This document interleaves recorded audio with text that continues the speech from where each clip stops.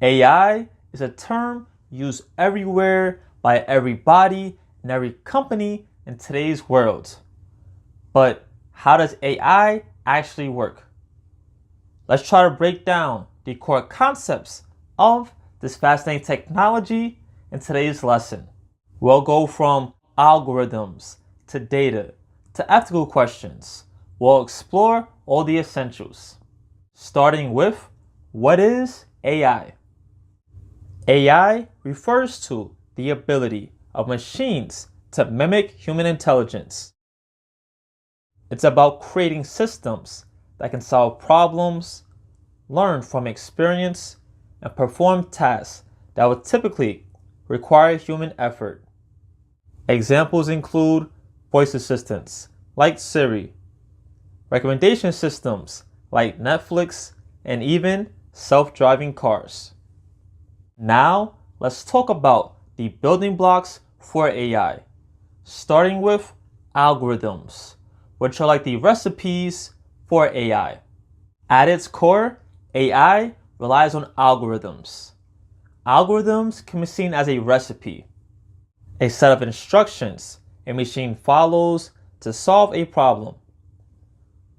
For example, a navigation application uses an algorithm to calculate the fastest route from point A to point B.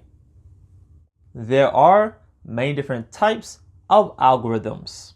Different tasks require different algorithms.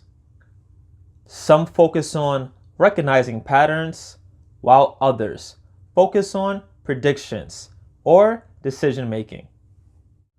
For example, we all have these cell phones. Some include facial recognition, that way you can just unlock your phone by using your face. That recognition uses an algorithm to identify unique features in a person's face, such as the distance between their eyes or the shape of their nose. So we started with algorithms, or our recipe.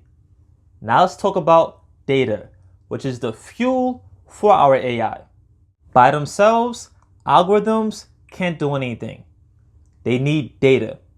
Data can include anything from images, text, audio, or even video. Without data, AI systems wouldn't have the necessary information to learn and make decisions. That's why I said this is the fuel. Because if you have a car but no fuel, your car can't go anywhere. The same applies with data. If you have an AI system but no data to train it, the AI system can't do anything. High level, there are two different types of data: structured data and unstructured data. Structured data, organized in rows and columns, like a spreadsheet. Unstructured data includes things like photos, emails, or social media posts. An example is a music application like YouTube Music or Spotify. They collect data on the songs you pick and listen to, and then from that suggest future songs that they think you might like. Next we have machine learning, learning from data. Machine learning is a subset of AI. Instead of programming every possible rule, we train a system using data so it can learn patterns on its own. Let's talk about how it works. The system analyzes the training data, identifies patterns, and makes predictions or decisions based on new data. An example is that spam folder in your Outlook or Gmail account. It sees emails that may possibly be marked as spam, or emails that you've in the past marked as spam, and learns from that. Then in the future, emails that are similar will also mark as spam. And last but not least, we have deep learning, which is going a step further.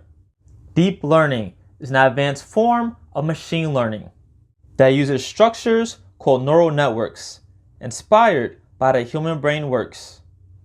This approach powers technologies like image recognition and natural language processing. An example is self-driving cars like Teslas. They use deep learning to recognize pedestrians, traffic signs, and other vehicles. We then have the three main types of AI. We have narrow AI, general AI, and then supernatural AI. For narrow AI, the AI is trained to do one thing specifically well. So if you ask it to do that one thing, it can do it no problem. But if you ask it to do something else, that's when problems occur. Because it's only trained to do one thing. For example, let's say a translation app. It can translate from one language to another. But if you ask that translation app how to get from Missouri to Arizona, it's not going to help you because it's only trained for translations. So remember, narrow AI knows one thing. General AI aims to mimic actual human thought and processes. So things that may involve critical thinking. That's where Gen AI would come. And last but not least is super intelligent AI, which is AI that surpasses any human thought. This is what you see in all the science fiction movies and raises some ethical concerns. So beyond the algorithms and data, AI also includes NLPs, natural language processing, as well as robotics. And let's talk a little bit about the ethical concerns that I mentioned earlier. NLPs help machines understand and generate human language. This is what powers chatbots and voice assistants. An example is like Google Translate. Next, robotics. AI is also used in robotics, enabling machines to interact with the physical world. A very important topic is the ethical concerns.